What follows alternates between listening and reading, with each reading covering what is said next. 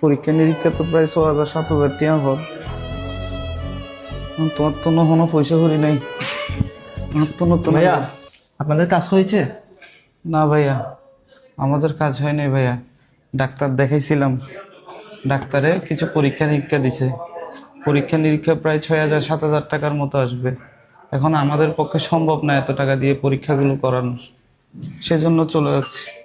আপনার কাছে বর্তমানে কত টাকা আছে? ভাইয়া আমার কাছে কোনো রকম ভাবে 3,000 টাকার মতো হবে। আচ্ছা সমস্যা নাই, আপনি 3,000 টাকা রাখেন, বাকিটা আমি বুঝবো, ঠিক আছে? পরীক্ষাগুলো করে নেন। ভাইয়া ভাইয়া আপনাকে তো চিনতে পারলাম না ভাইয়া। আমি একটা রিক্সাওয়ালার ছেলে, দেখেন তো আমাকে চিনতে পারেন কিনা। হড়া ইবহন এই রিক্সালার ফুয়া। এই রিক্সালার ফুয়া, তুই পড়ালেখা গেলে কর দে। তুই বলেন তো রিক্সালাই হবে, তুই বাবার মতো রিক্সা চলাবি। পড়ালেখা করে লাভবান কি? কিরে বন্ধু, তুই এই প্রতিষ্ঠান কি হাস বন্ধু তোর? বন্ধু আমি হলি সেই রিক্সাওয়ালার ফুয়া, এমনকি আজি এই প্রতিষ্ঠানের আমি মালিক। বন্ধু তোরা তো মন কর না, একটা সময় মেদি তোরা এই রিক্সাওয়ালার ফুয়া আরো কত বড় বড় হতাহতি, কত অবহেলা করতি। বন্ধু আল্লাহ পাকের আছে দ্বন্দ্বলতার অভাব নাই, রাজাও ফকিরও রাজা হইতে পারে। বন্ধু তোরা যদি আরে সেদিনে এইভাবে করে যদি অপমান করে হতা নহতি, তাহলে আমি আজি এত বড় প্রতিষ্ঠানের মালিক অন্য পাইতাম।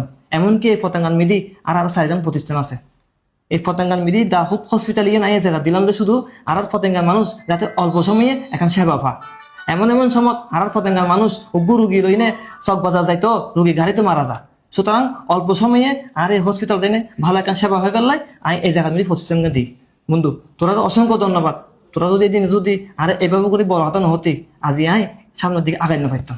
বন্ধু তুই আর হতে কিছু মনে করিস বন্ধু। বন্ধু আমি একটা ছোট ছিলাম, তোরে বহুত বড় বড় হতা হই, বহুত অপমান করছি বন্ধু।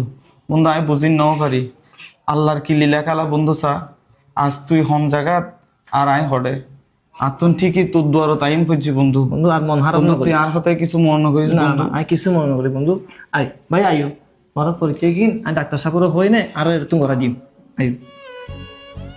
কখনো মানুষকে বড় কথা বলবেন না, এমনকি অহংকারও করবেন না, কারণ অহংকার হলো পতনের মূল।